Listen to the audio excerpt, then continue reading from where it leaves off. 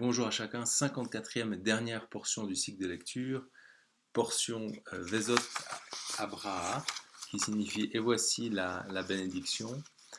Donc on est vraiment tout à la fin du cycle, donc à la fin du cinquième livre de la Torah, donc Deutéronome, dans le dernier chapitre. Et c'est un chapitre qui, comme son nom l'indique, Moïse va justement bénir une dernière fois les 12 tribus, vraiment de manière individuelle et très particulière. Il y a beaucoup de choses à dire sur les bénédictions qui sont données à chacune des tribus. Et puis, il va également bénir et mettre la main sur Josué qui va reprendre le flambeau. Et il va en quelque sorte remettre la responsabilité de la gestion du peuple. Et puis Josué va lui rentrer dans la terre promise. Et donc Dieu lui dira: tout lieu que foulera la plante de votre pied, je vous le donne, comme je l'ai dit à Moïse, donc dit l'Éternel à Josué. Et puis plusieurs fois: fortifie-toi et prends courage, fortifie-toi et prends courage. Dieu va le dire. Et puis cette lecture de versets que je trouve très très belle par rapport à, donc, dans Josué 1 à 7, seulement fortifie-toi et bon courage en te conformant fidèlement à toute la loi que Moïse, mon serviteur, t'a prescrite. Ne t'en écarte ni à droite ni à gauche, afin de réussir où que tu ailles. Que ce livre de la loi ne s'éloigne pas de toi. Médite-le jour et nuit, avec fidélité, conformément à tout ce qui est écrit, car c'est alors que tu auras du succès dans tes entreprises, c'est alors que tu réussiras. Donc de nouveau, l'importance de la loi, de la Torah, de pouvoir suivre les commandements qui sont donnés par Dieu.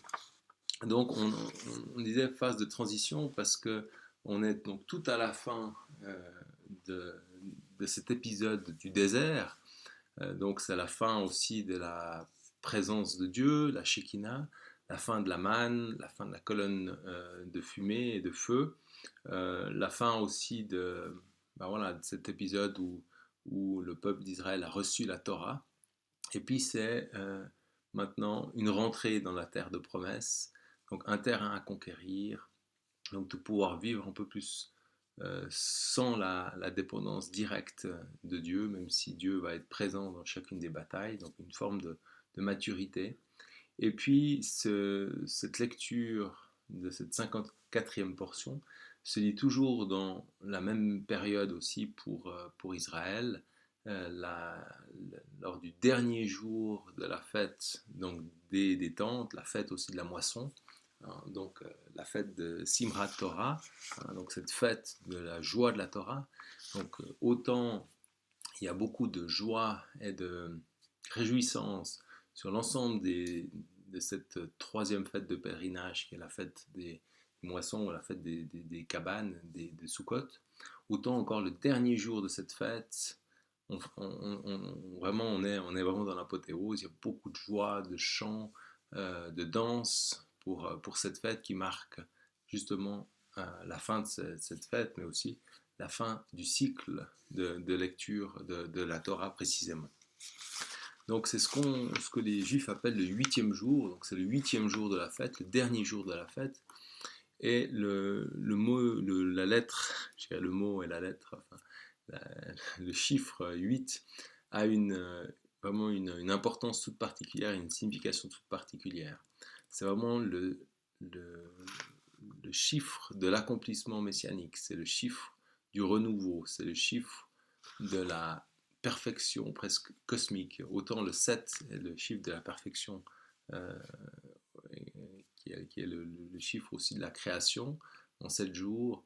Le huitième jour, c'est le jour qui suit la création.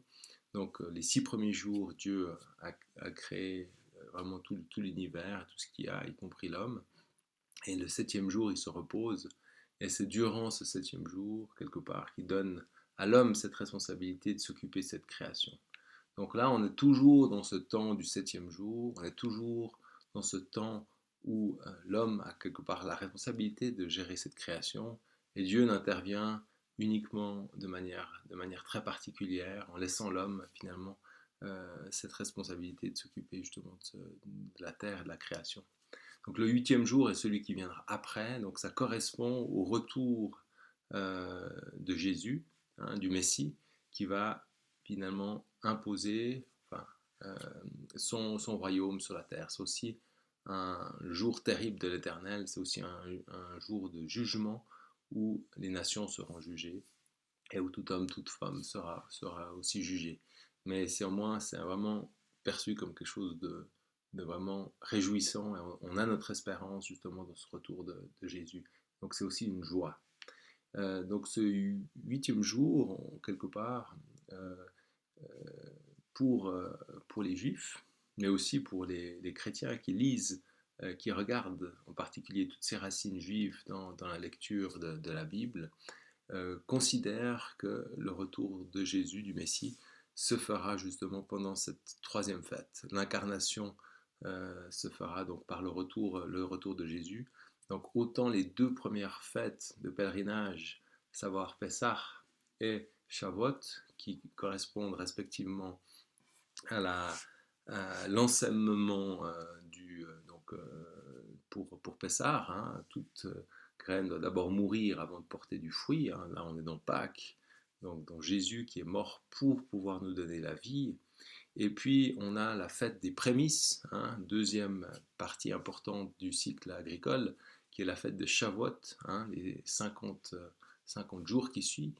Et donc, on a Pentecôte, où là, on a les prémices déjà de ce 8e jour, au travers de l'Esprit et du don de l'Esprit Saint, qui vient en quelque sorte nous donner un premier prémisse justement de ce que sera la vie pleine et remplie avec Dieu. Et puis on attend cette 3e fête du pèlerinage qui correspond à la fête des tentes, et en particulier à ce 8e jour qui est la fête de la Torah, et qui va quelque part être le 3e accomplissement en quelque sorte que Jésus va prendre en venant lui-même sur la terre, le retour du roi, le retour de Jésus, du lion de Juda victorieux. Donc on a tous ces éléments, et c'est intéressant de voir comment Jésus lui-même, c'est dans le 7e chapitre de l'évangile de Jean, va aussi être présent dans cette fête du 8e jour. Je lis le dernier jour, donc le 8e jour, le grand jour de la fête. Jésus, debout, s'écria, « Si quelqu'un a soif, qu'il vienne à moi et qu'il boive. Celui qui croit en moi, des fleuves d'eau vive couleront de lui, comme l'a dit l'Écriture. » Donc c'est très intéressant de voir ce lien entre la parole, en fait vraiment la joie de la Torah dans ce 8e jour. La parole est la parole de Dieu incarnée, c'est Jésus lui-même. Et ce lien avec l'eau vive que l'on boit et qui nous donne la vie. Donc on a aussi ce lien entre l'eau et la parole, entre Jésus qui est aussi le rocher d'où jaillit cette eau abondante qui nous remplit. Donc on a vraiment quelque chose de lien, le lien qui est vraiment tout particulier. Puis donc comme je le disais, on a la perspective de ce retour de Jésus et de cet accomplissement de cette 3e fête de pèlerinage, hein, la fête des cabanes, des tentes, qui est vraiment un moment qui est vraiment la semaine la plus joyeuse, la fête la plus joyeuse et festive dans la tradition juive. Et cette fête très belle, ben on l'a aussi en perspective si on lit dans Apocalypse 19. Je vais lire donc les Alléluia, car le Seigneur notre Dieu Tout-Puissant a établi son règne. Réjouissons-nous, soyons dans la joie et rendons-lui gloire, car voici venu le moment des noces de l'agneau, et son épouse s'est préparée. Il lui a été donné de s'habiller d'un fin lin, éclatant pur. Un peu plus loin, l'ange me dit alors, écris heureux ceux qui sont invités au festin des noces de l'agneau. Donc voilà, on a terminé ce cycle de lecture, Et on va reprendre à partir de la semaine prochaine, ce sera de nouveau Genèse 1. L'idée, c'est pas de reprendre exactement, mais de pouvoir vraiment s'appuyer sur ce qui a déjà été euh, compris, ce qui a déjà été, tous les liens qui ont déjà été mis, puis de pouvoir mettre davantage de liens avec ce que l'on vit, avec notre propre vécu, montrer que cette parole de Dieu est une parole vivante. Et puis on a envie de pouvoir se saisir aussi de toutes les promesses qui sont liées. Donc on va reprendre Bereshit, donc Genèse 1 et suivant, donc au commencement. Et puis avec une nouvelle année veut dire aussi des nouveaux liens, des nouvelles perspectives. Donc je vous encourage à poursuivre cette lecture et puis voilà, à pouvoir travailler, lire aussi jour et nuit comme il a été demandé à Josué de pouvoir garder cette Torah très près de notre cœur. Alors bonne suite des lectures et à tout bientôt.